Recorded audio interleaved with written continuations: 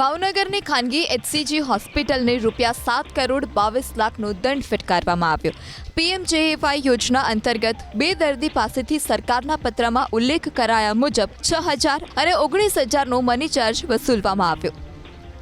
હોસ્પિટલના કેસનું એનાલિસિસ કરાતા 39 કેસમાં અપકોડિંગ જોવા મળ્યું। તારીખ 11/7/2023 થી 21/5/2024 દરમિયાન હોસ્પિટલે મૂકેલા રેડિયેશનના કુલ 996 કેસમાંથી 443 કેસો કે જેના સરકારે પેકેજ કોડ આપ્યા હતા અને જે મશીનથી સારવાર આપી શકાય નહીં, તેથી હોસ્પિટલને પેનલ્ટી ફટકારવામાં આવી।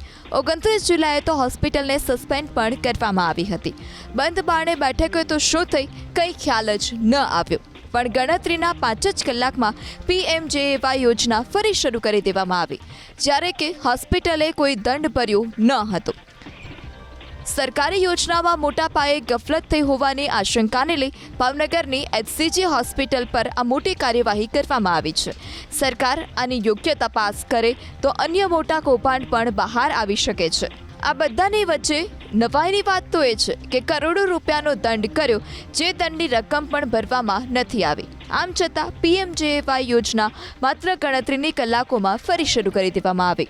અઠવાડિયા પહેલાં લગભગ 29 સાથે એને સસ્પેન્શન પણ આ બાબતે કરવામાં આવેલ હતા, એટલે કે ત્યારે તપાસ કરવાથી એવું જાણવા મળેલ છે કે અત્યારે ઓલરેડી હોસ્પિટલ ફંક્શનલ છે પીએમજેવાયમાં। તો એમાં કોડિંગના એમાં જે ભૂલ હતી અને પછી અમુક વસ્તુ એને પાસે મશીન ન હતા અને એને ક્લેમ કરેલા હતા, એને બાબતે એને દંડ ફટકારવામાં આવ્યા હતા।